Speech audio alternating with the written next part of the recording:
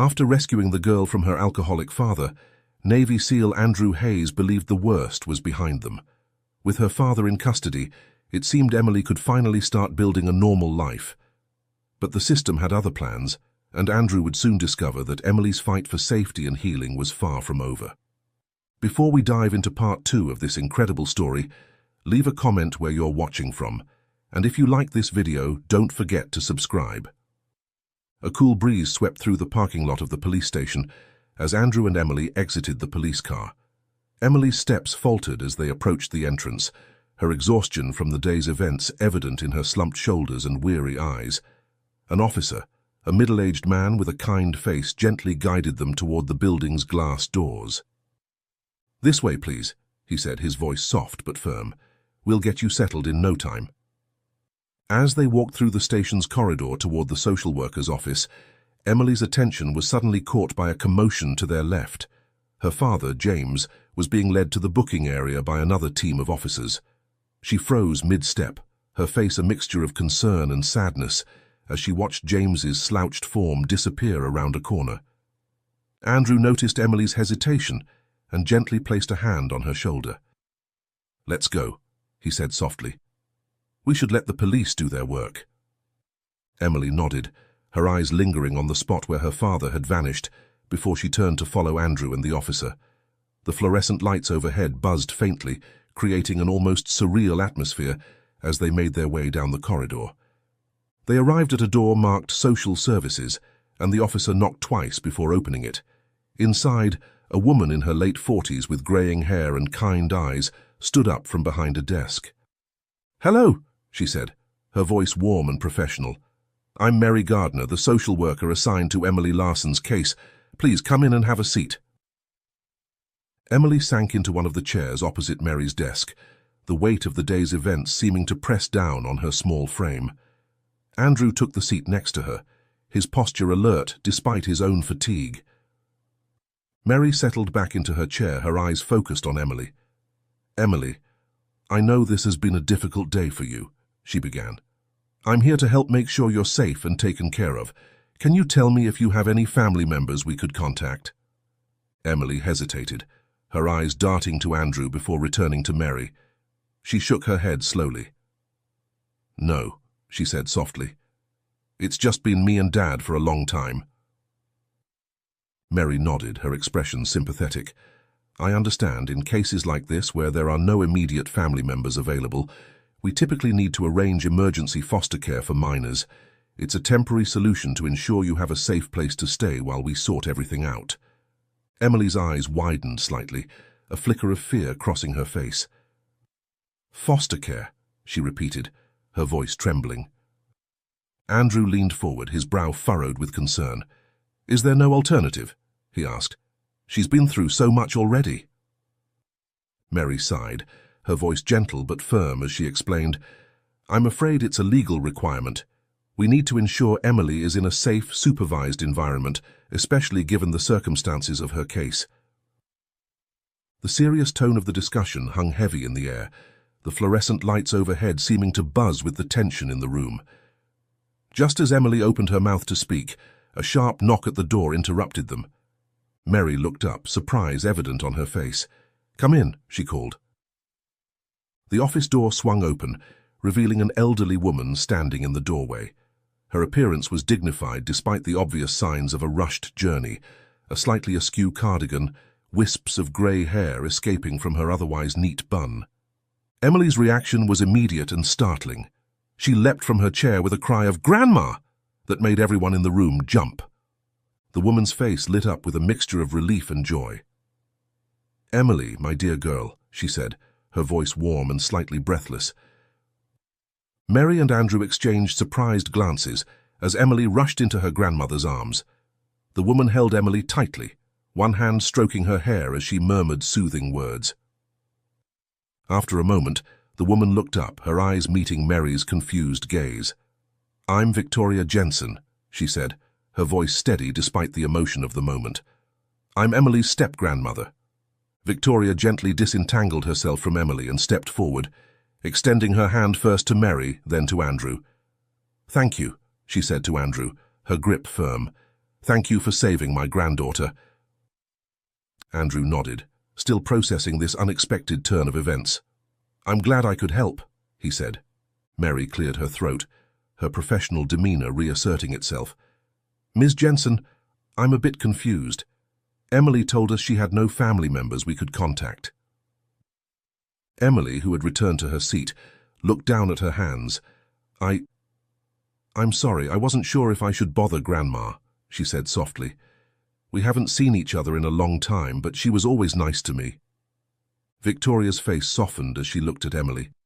"Oh, sweetheart, you could never bother me." She turned back to Mary, her expression becoming more serious. "I'm James's stepmother. His father married me the same year James's mother passed away. I tried to love James as my own, but—" She trailed off, a hint of old pain in her eyes. "It's been 8 years since I've seen James or Emily," Victoria continued. "James, he never really accepted me, even when he was young.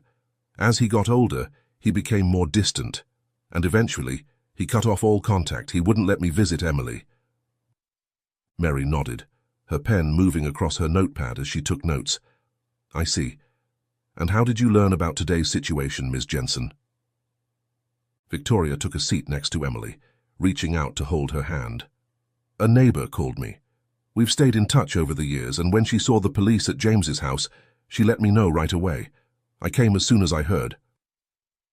"And you're willing to take custody of Emily?" Mary asked, her tone cautious but hopeful. Victoria nodded firmly. "Absolutely. I have a spare room and I'm financially stable. I've missed so much of Emily's life already. I want to be there for her now if she'll have me." Emily looked up, her eyes shining with unshed tears. "Really?" she asked, her voice small and hopeful. Victoria squeezed her hand. "Really, sweetheart, if that's what you want." Mary leaned forward, her expression serious. "Ms. Jensen, I'll need to conduct a thorough evaluation to ensure you're a suitable guardian. Can you provide details about your current living situation and financial status?" For the next hour, the office was filled with the steady hum of conversation as Mary conducted her evaluation. Victoria answered questions about her address, her income, her health, and her ability to care for a teenager. Throughout it all, Emily sat quietly, her hand still clasped in her grandmother's, as if afraid to let go. As the sun began to set outside the office window, casting a warm glow across the room, Mary finally set down her pen with a satisfied nod. "Well, Ms. Larson, everything seems to be in order. Given the circumstances and with Emily's agreement, I believe placing her in your care would be the best solution." Emily's face lit up, the first real smile of the day spreading across her features. "Really? I can go with Grandma?" Mary nodded, smiling back.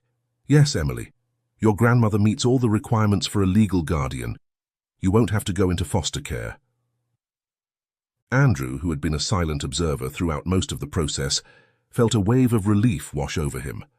The warm family interaction before him was a stark contrast to the tense, fearful atmosphere of earlier in the day. As Mary began preparing the necessary paperwork, Andrew caught Emily's eye and gave her a reassuring nod. For the first time since he'd met her on that fateful bus ride, Emily looked truly hopeful about her future. The fluorescent lights of the police station seemed harsher now, casting stark shadows as the group left Mary's office. Victoria held the freshly signed custody papers in one hand, her other arm wrapped protectively around Emily's shoulders. Andrew walked slightly ahead, his military training evident in his alert posture. They had almost reached the exit when a commotion from a nearby corridor caught their attention. Andrew tensed, instinctively moving to shield Emily and Victoria, as a group of officers rounded the corner, escorting a familiar figure. James stumbled slightly as the officers guided him towards a detention cell. His earlier drunken aggression had faded, replaced by a cold, calculating hatred that seemed to radiate from him. His eyes swept over the group, narrowing as they landed on Emily and Victoria. For a moment, it seemed as though James might remain silent, content to glare at them as he passed. But then his gaze shifted to Andrew, and his face contorted with rage. "You!" James spat, lunging forward against the officer's grip. "You will regret this." His voice echoed through the corridor, causing nearby officers to tighten their hold on his arms. Emily flinched, pressing closer to Victoria, who instinctively tightened her embrace. Andrew stood his ground, his expression impassive as he met James's furious gaze. He said nothing, but his body language spoke volumes. He was ready to act if James made any move towards Emily or Victoria. Mary, who had followed them out of her office, stepped forward. "Mr. Larson, I suggest you focus on your own situation right now," she said, her voice firm and professional. James's attention snapped to Mary, his lips curling into a sneer. "You don't know anything," he growled. "None of you do. You think you're helping, but you're just making things worse." One of the officers restraining James gave him a firm shake. "That's enough," he said. "Move along." As the officers continued to escort James away, he called over his shoulder, "This isn't over. You hear me, Emily? This isn't over."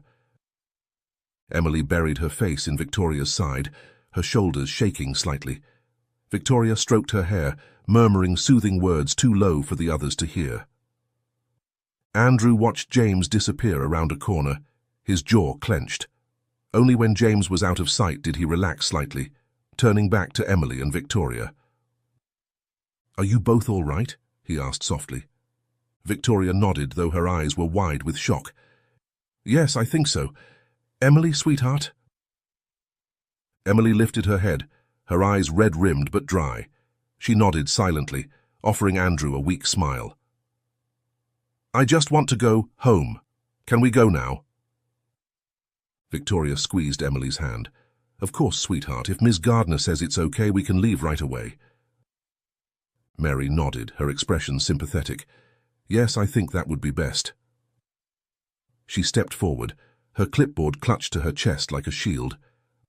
"And I'm so sorry about that," she said. "I'll make sure to note this incident in the file. It may affect any future custody hearings."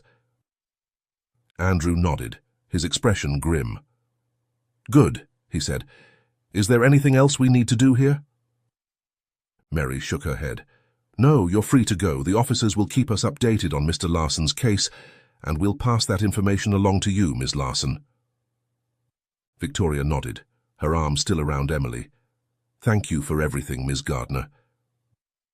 As they made their way out of the station, Andrew hung back slightly to speak with one of the officers. "I'd appreciate it if you could keep me informed about James Larson's case as well," he said quietly. The officer nodded, making a note in his pad. "Of course, sir. We'll keep both you and Ms. Jensen updated on any developments in the case." Andrew rejoined Emily and Victoria as they stepped out into the cool evening air. The sun had set, leaving the sky a deep indigo, streetlights flickering to life around them. "Let's get you both home," Andrew said, his voice gentle but firm. "It's been a long day." The police station parking lot was bathed in the soft glow of streetlights as Andrew, Emily and Victoria made their way towards Victoria's car. The events of the day seemed to hang over them like a heavy cloud, their exhaustion evident in every step. Victoria fumbled slightly with her keys, her hands shaking from the lingering adrenaline of the confrontation with James. "Andrew," she said, turning to face him, "can we give you a ride home? It's the least we can do after everything you've done for Emily." Andrew shook his head, a small smile on his face. "That's very kind of you, but I'll be fine taking the bus. You two should get home and rest." Victoria's brow furrowed with concern. "Are you sure?" "It's no trouble at all." Emily, who had been quiet since the encounter with her father, spoke up. "Please, Andrew, I'd feel better knowing you got home safely." Andrew hesitated for a moment, then nodded. "All right, if you're sure it's not an inconvenience, but I live quite far from here, near the SEAL headquarters close to the beach area. Perhaps you could just drop me off at the Oak Ridge Community Center. I can easily get home from there." Victoria nodded, relief evident on her face. "Of course, that's no problem at all." As they got into the car, the setting sun cast an orange glow over the scene, painting the world in warm hues that belied the tension of the day. Andrew settled into the back seat, while Emily sat up front with her grandmother. Just before Victoria started the car, Andrew leaned forward, discreetly slipping a business card into Emily's hand. "If you need anything," he whispered, "anything at all, don't hesitate to call. And remember, I promised to help with the prosthetic. We'll make that happen." Emily's eyes widened slightly, a spark of hope lighting up her face for the first time since they'd left the station. She nodded, quickly tucking the card into her pocket as Victoria turned the key in the ignition. The drive to the community centre was quiet, the car's interior filled with a mixture of emotional exhaustion and unspoken thoughts. Victoria navigated the familiar streets with practiced ease, her eyes occasionally flicking to Emily in the passenger seat. After a few minutes of silence, Victoria cleared her throat. "Emily, sweetheart," she said softly, "I know this has been a difficult day. If you want to talk about anything, I'm here to listen." Emily was quiet for a moment, her gaze fixed on the passing streetlights. When she spoke, her voice was barely above a whisper. "I keep thinking about Dad, the way he looked at us in the station. I've never seen him like that before." Victoria's hands tightened on the steering wheel. "Your father, he's struggling with a lot right now, but that doesn't excuse his behavior.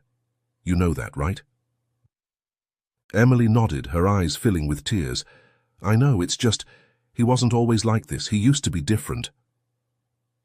From the back seat, Andrew leaned forward slightly. "People can change, Emily," he said gently. "Sometimes for the worse, but also for the better. Your father's actions are his responsibility, not yours." Emily turned slightly in her seat, offering Andrew a watery smile. "Thank you," she said, "for everything. I don't know what would have happened if you hadn't been on that bus today. He probably would have hit me with that bottle when I spoke up to him about my feelings." The car pulled up in front of the Pinewood Community Centre, the building's clock tower showing 6 p.m. Andrew unbuckled his seatbelt, pausing before he opened the door. "You're stronger than you know, Emily," he said. "Both of you are. Take care of each other, and remember, I'm just a phone call away if you need anything." As Andrew stepped out of the car, Victoria rolled down her window. "Thank you again, Andrew. We'll be in touch about the prosthetic appointment." Andrew nodded, watching as the car pulled away and disappeared down the road. He stood there for a moment, the events of the day replaying in his mind. Then, with a deep breath, he turned and made his way to the nearby bus stop, his mind already working on the next steps to help Emily. The bus arrived just as Andrew reached the stop, its doors hissing open with a mechanical wheeze. He climbed aboard, tapping his payment card and choosing a seat, the same one he'd occupied that morning when he first observed the scene between James and Emily. The irony wasn't lost on him as he settled in for the hour-long ride to the beach area. The bus was nearly empty, only a handful of passengers scattered throughout. As the familiar streets of Oakridge began to slip by outside the window, Andrew pulled out his phone. He scrolled through his contacts until he found the name he was looking for, Dr. Jonathan Emilio Rea, his military doctor friend. The phone rang twice before a crisp, professional voice answered.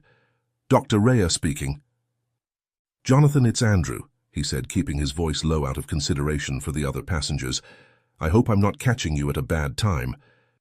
"Andrew, no, not at all. What can I do for you?" Andrew took a deep breath, organizing his thoughts. "I need your help with something. It's about a young girl who needs a prosthetic arm.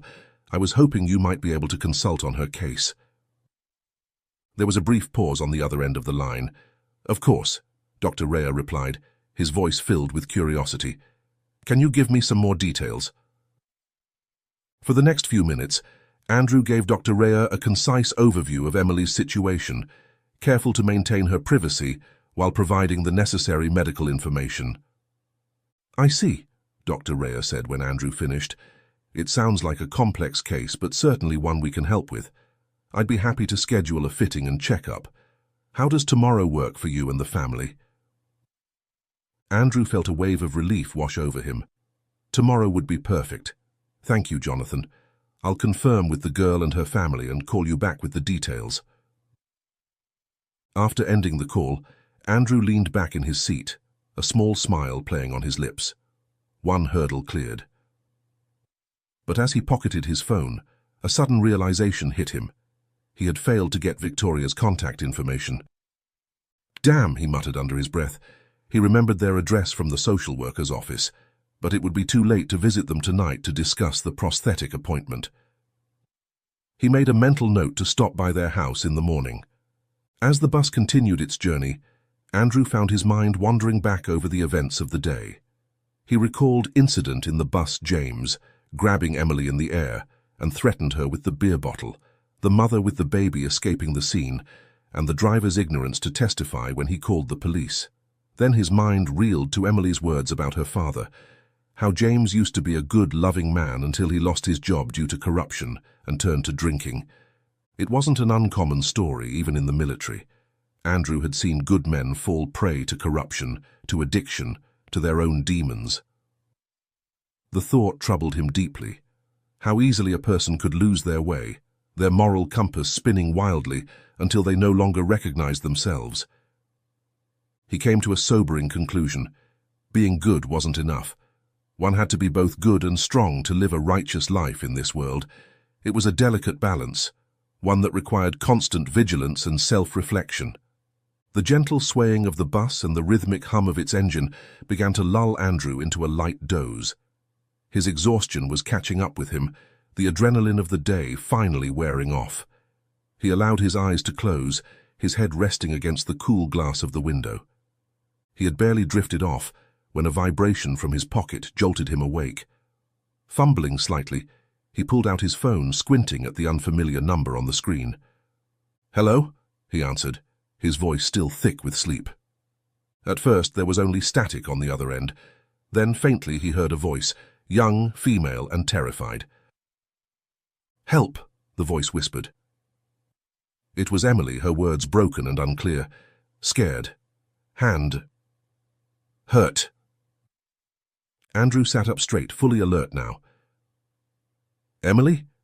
Emily, is that you? What's wrong? Where are you?" But before she could answer, the call cut off abruptly. Andrew stared at his phone in disbelief for a moment, before quickly dialing the number back.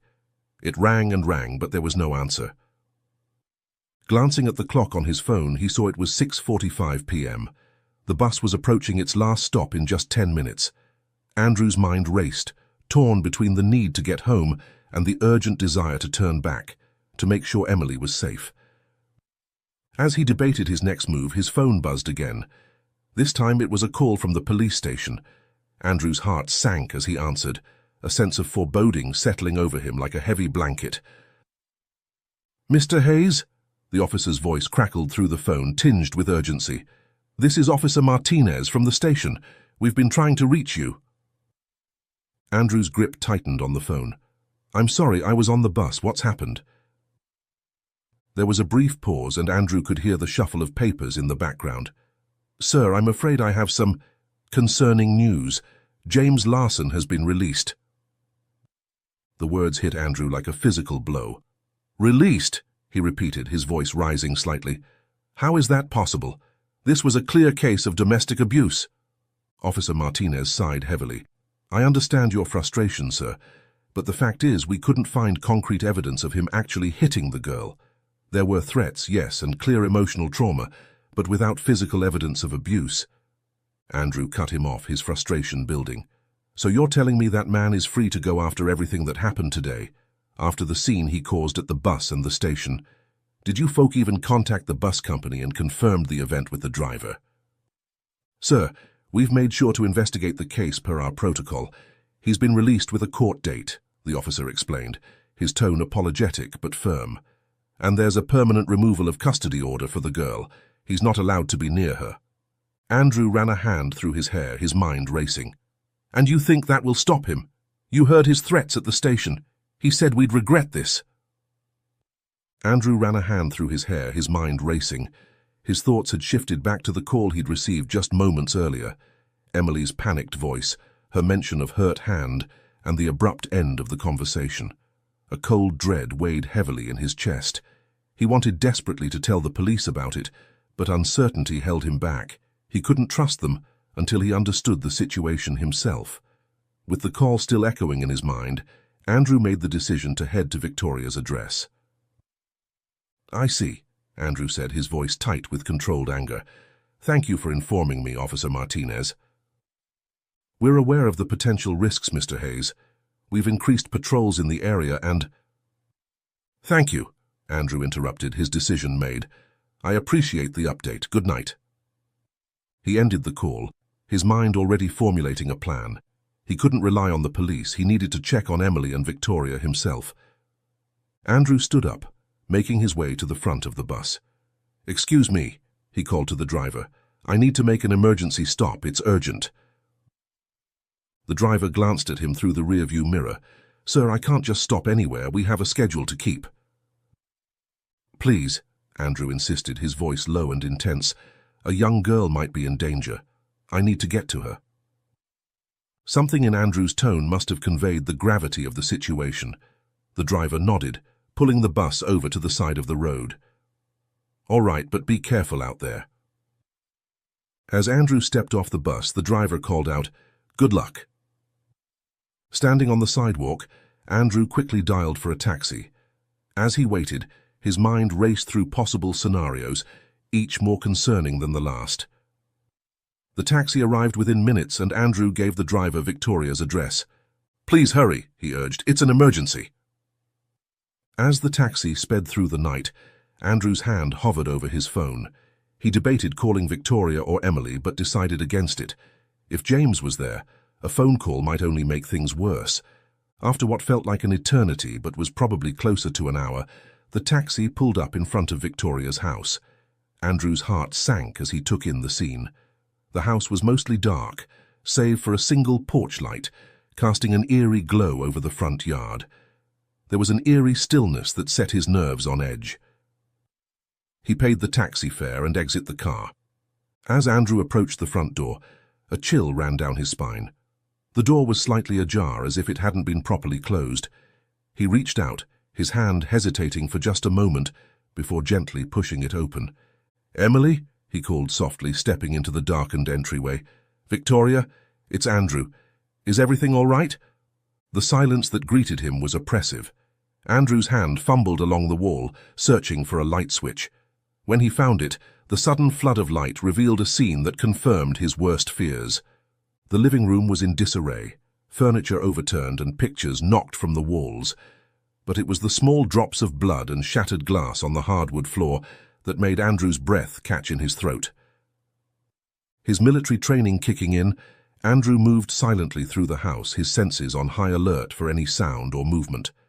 As he searched, a grim realization settled over him. His decision not to inform the police might have been a mistake, but it was too late for regrets now. He had to find Emily and Victoria, and fast. His eyes fell on a displaced phone on the kitchen counter, explaining the failed callback attempts. As he moved further into the house, Andrew's training took over. He moved methodically from room to room, his senses on high alert for any sound or movement. The first floor yielded no sign of Emily or Victoria, nor any further evidence of violence. Andrew was about to head upstairs when a faint sound caught his attention. It was coming from below. His eyes scanned the room, finally landing on a nearly hidden pull-down attic door in the ceiling. With a growing sense of dread, Andrew reached up and pulled the door open, revealing a ladder leading up into darkness. "Victoria," he called softly as he climbed. "Emily?" As his head cleared the opening, Andrew's eyes adjusted to the dim light filtering through a small attic window, and there, huddled in a corner, he saw a figure. "Victoria," he breathed, rushing to her side. She was bound and unconscious, a nasty gash visible on the back of her head. As Andrew gently shook her, trying to rouse her, his mind raced with questions. Where was Emily? And more pressingly, where was James? Victoria's eyelids fluttered, a low groan escaping her lips as she slowly regained consciousness. Andrew supported her head gently, his eyes scanning for any signs of severe trauma. "Victoria, it's Andrew," he said softly. "Can you hear me? Are you all right?" Her eyes focused on him, confusion giving way to recognition, and then to fear. "Andrew?" she whispered, her voice hoarse. "Oh God, Emily, he took her." Andrew's heart sank, but he kept his voice calm and steady. "Who took her, Victoria? Was it James?"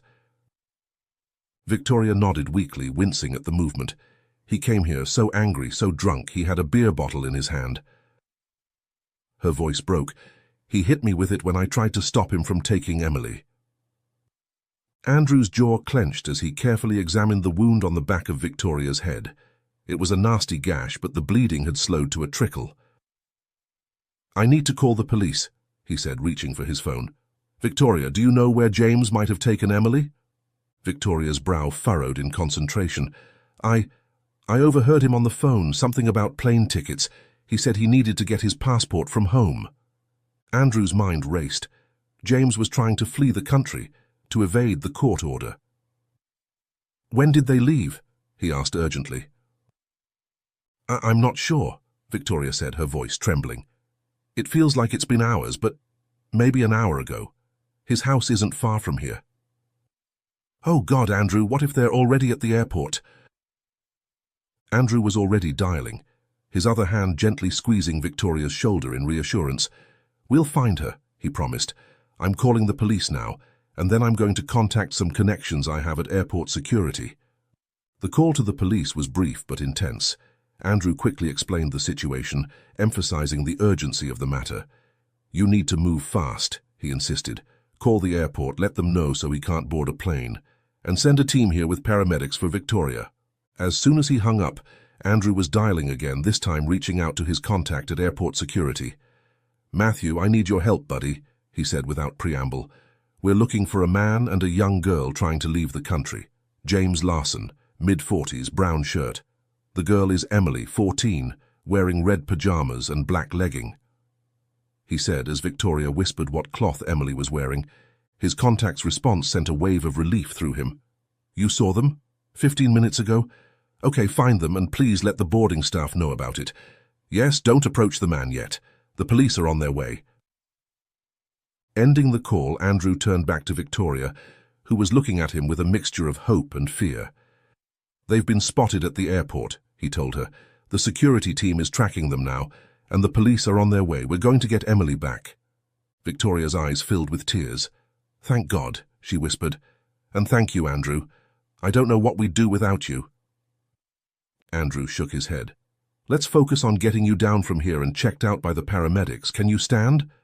With Andrew's support, Victoria managed to get to her feet, though she swayed unsteadily. Slowly, carefully, they made their way down the attic ladder and into the living room just as the sound of sirens filled the air. As the police and paramedics arrived at Victoria's house, the scene quickly transformed from eerie silence to organized chaos. Victoria, still shaken but more alert now, was being attended to by paramedics in the living room while providing her statement to the police. "He came with 2 bottles of beer in his hand," Victoria explained, wincing as a paramedic cleaned the wound on her head. "One was almost empty. When I tried to stop him from taking Emily, he hit me with it. I was dizzy, but I could feel he was taking me somewhere upstairs."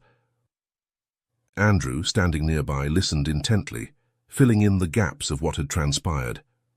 "That must have been when Emily had the chance to call me," he added. "I was on the bus, half asleep.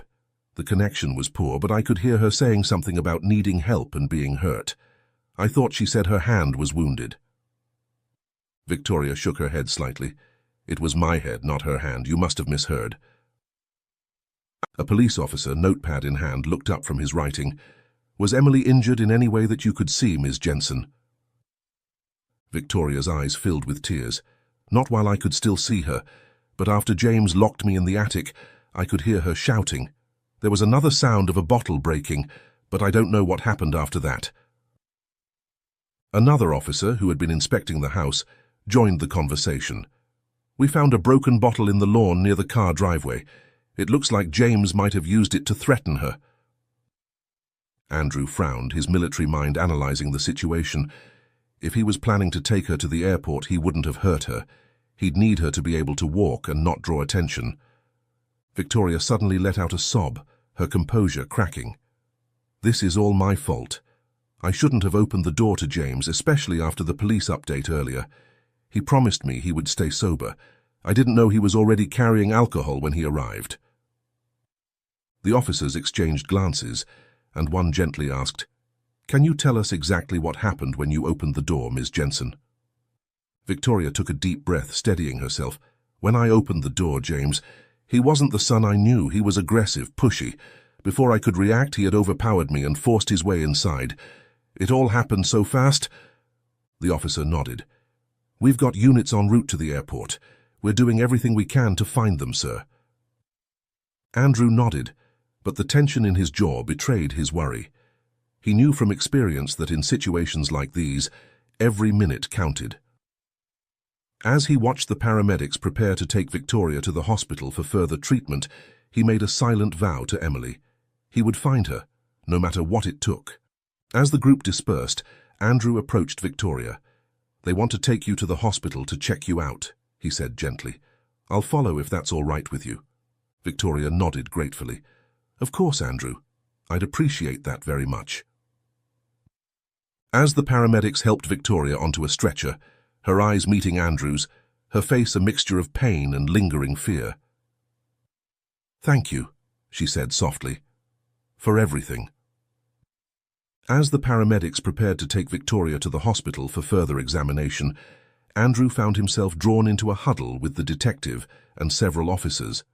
They spoke in low voices, discussing next steps, increased patrols, and the need for protective measures for Emily and Victoria. Through it all, Andrew's eyes kept returning to Victoria. He knew the ordeal was far from over, but for now at least she was safe. When the paramedic asked if he joined in, he nodded and climbed into the back of the van, staying close to Victoria. The ambulance siren wailed through the night, its urgent cry parting traffic as it sped towards the hospital. Inside, Victoria lay on a stretcher, her face pale but determined.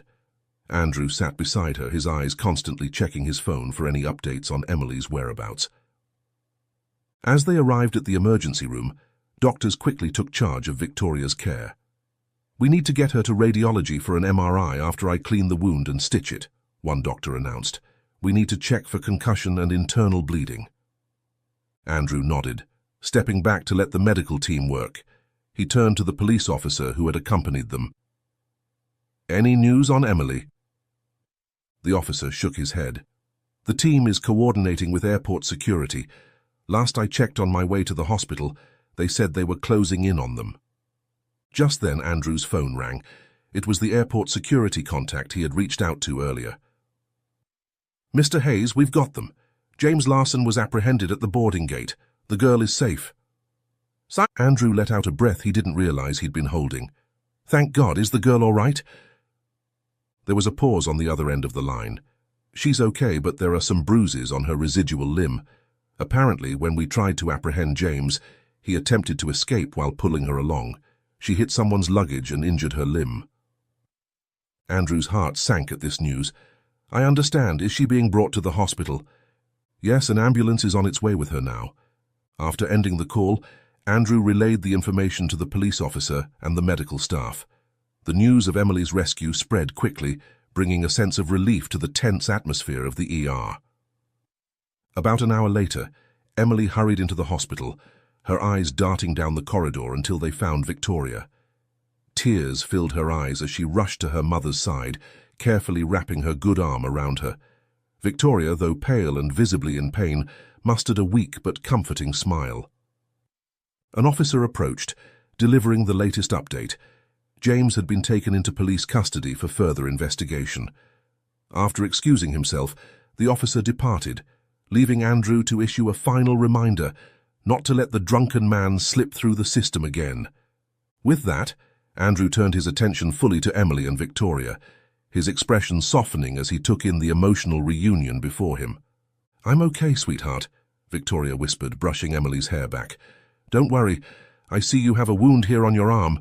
We'll let the medical team check it for you, okay? Emily nodded tearfully and hugged her. Their embrace was cut short as a nurse arrived, announcing it was time for Victoria's MRI.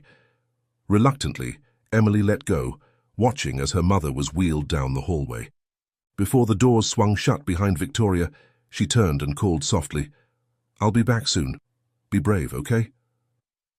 Emily nodded, biting her lip to keep from crying, and a nurse gently guided her toward an examination room. There, the doctor who had been attending Victoria now began carefully inspecting her residual limb, speaking in calm tones. There's quite a bit of bruising, the doctor observed, carefully applying a cold compress. Do you currently have plans for a prosthetic? We may need to delay any fitting until this heals. The pressure from a prosthetic could aggravate the bruising and even lead to ulceration. Andrew, who had been hovering nearby, spoke up. I have a connection with a military doctor who specializes in prosthetics. Would it be all right if I called him for a consultation? The doctor nodded. Of course, it would be good to get a specialist's opinion. As the doctor continued treating Emily, Andrew stepped out to make the call. Dr. Jonathan Emilio Rea answered promptly. Jonathan, it's Andrew. Remember that case I mentioned earlier? There's been a development. The girl's residual limb is bruised. Is there any way you could come by the hospital now to take a look? Dr. Rea's tone remained calm and professional. Of course, Andrew. In the military, we often deal with bruising and injuries near prosthetic sites. Depending on the case, there are therapies and medications that can help prepare her arm for fitting, even with minor bruising. If the affected area is minimal, it should be safe to proceed with the checkup first thing in the morning, after a few hours of rest. Minor bruises often heal quickly with proper care. Additionally, if you're open to it, we can discuss the option of a myoelectric prosthetic. Unlike devices operated by cables and harnesses, this advanced prosthetic uses sensors to detect muscle movements and control the limb electronically, reducing strain significantly. Andrew walked to the room and confirmed with the doctor on duty that it was a minimal bruise before he relayed the message to Dr. Rea. That's good news. I believe there's no need to worry for now. Medication and cold compress on the bruise site will help for tonight. Relieved, Andrew thanked him and ended the call. As the night wore on, the bustling activity of the emergency room began to settle into a quieter rhythm. Emily sat on the edge of her hospital bed, her eyes fixed on the cold compress wrapped around her residual limb. The events of the day seemed to weigh heavily on her shoulders, and when she finally spoke, her voice was barely above a whisper. Maybe I shouldn't get the prosthetic after all, she said, not meeting Andrew's eyes. It seems like my arm is just causing problems for everyone.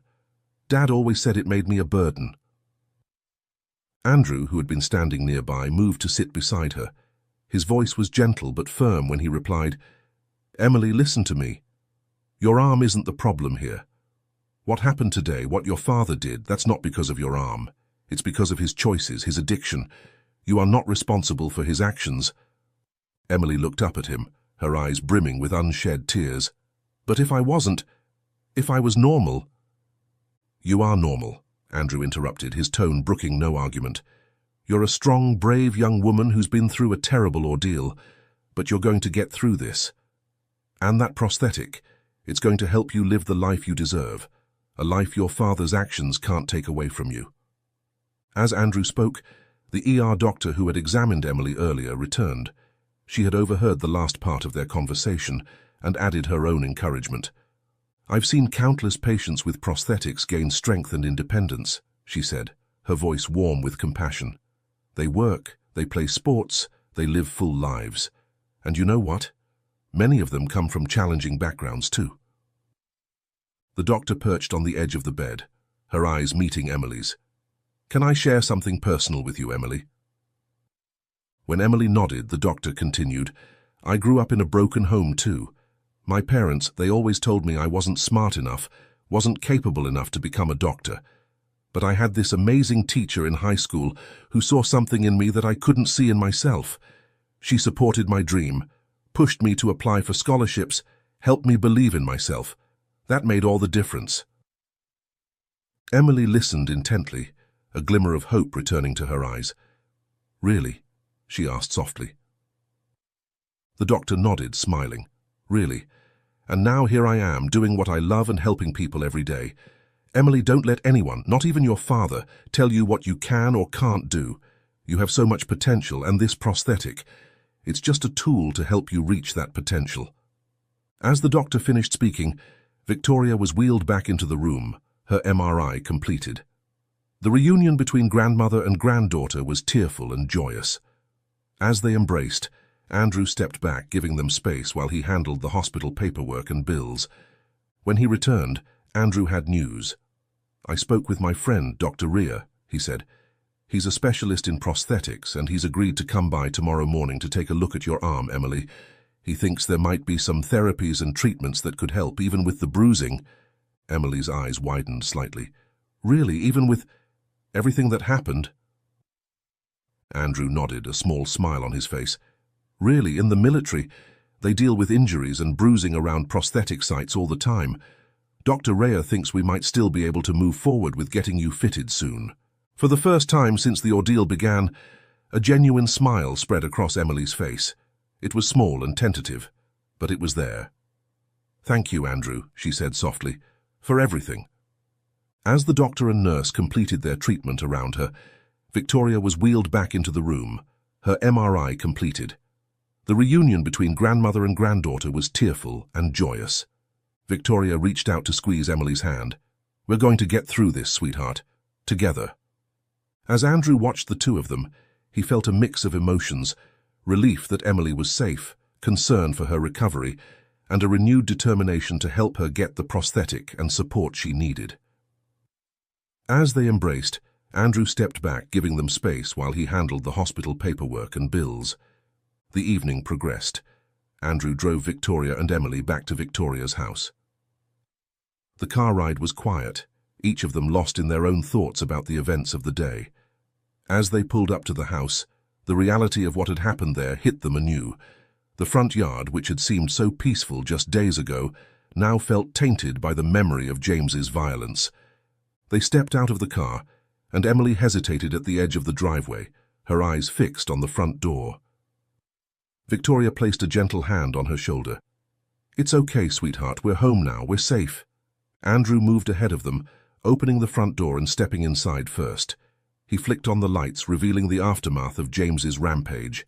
The living room was still in disarray: overturned furniture, scattered belongings, and evidence markers left behind by the police investigators. Victoria gasped softly at the sight, while Emily's face paled. Without a word, Andrew began picking up the fallen picture frames and setting the furniture right. After a moment, Victoria and Emily joined him, the three of them working in silent unison to restore order to the chaos. As Emily struggled to lift a heavy side table with one arm, she let out a frustrated sigh. "This would be easier with two hands," she muttered. Andrew paused in his tidying, worried that this might trigger another bout of self-doubt. But to his surprise, Emily's face broke into a wry smile. "I guess I really do need that prosthetic, huh? For lifting and all." Victoria chuckled softly, relief evident in her voice. "Well, once you get it, I'll teach you all my secret family recipes. You'll be a master chef in no time." Emily's eyes lit up at this. "Really? You'd teach me to cook?" "Of course, sweetheart," Victoria replied, her voice warm with affection. "We have a lot of lost time to make up for." As they continued cleaning, the mood in the house began to shift. The simple act of restoring order seemed to be therapeutic for all of them, a tangible way of reclaiming the space from the shadow of James's actions. Andrew, who had been quiet for a while, suddenly spoke up. "You know, all this cleaning is making me hungry. How about we order some dinner?" Victoria and Emily exchanged glances, then burst into laughter, a sound that seemed to chase away the last lingering shadows in the house. "Dinner sounds perfect," Victoria said, smiling. "How about I whip up a quick dinner for us?" Emily's eyes lit up. "Really? You're going to cook?" Victoria smiled warmly. "Of course, sweetheart. It's been a long day and we could all use a good meal." Andrew nodded in agreement. "That sounds wonderful. Can I help with anything?" Victoria led them into the kitchen, which thankfully had been spared from most of the chaos. "Andrew, if you could set the table, that would be great. Emily, would you like to help me prepare the vegetables?" For the next half hour, the kitchen was filled with the sounds of chopping, sizzling, and quiet conversation. Victoria moved efficiently around the space, pulling together a simple but hearty meal of chicken stir-fry with rice. Emily watched in fascination as her grandmother deftly handled multiple pans at once. As the aroma of cooking food filled the house, the atmosphere continued to lighten. The simple act of preparing a meal together seemed to further chase away the lingering shadows of the day. They gathered around the dining table, the steaming plates of food before them a comforting sight. As they began to eat, Andrew couldn't help but notice the change in Emily. The fear and uncertainty that had clouded her eyes earlier were replaced by a cautious optimism. Emily was smiling more freely now, her earlier doubts seemingly pushed aside as she and Victoria discussed potential recipes to try once she had her prosthetic. Victoria's eyes shone with a mixture of love and determination, her focus entirely on building a better future for her granddaughter. And Andrew, watching them, felt a deep sense of satisfaction. The road ahead would undoubtedly have its challenges, but seeing the strength and resilience in both Emily and Victoria, he knew they would face those challenges together. As they delved into their meal, the atmosphere in the dining room was one of quiet hope. The warm glow of the overhead light seemed to mirror the warmth of their newfound family connection. Tomorrow would bring new beginnings, new challenges, and new opportunities, but for now, in this moment, they were together, safe, and looking forward to the future.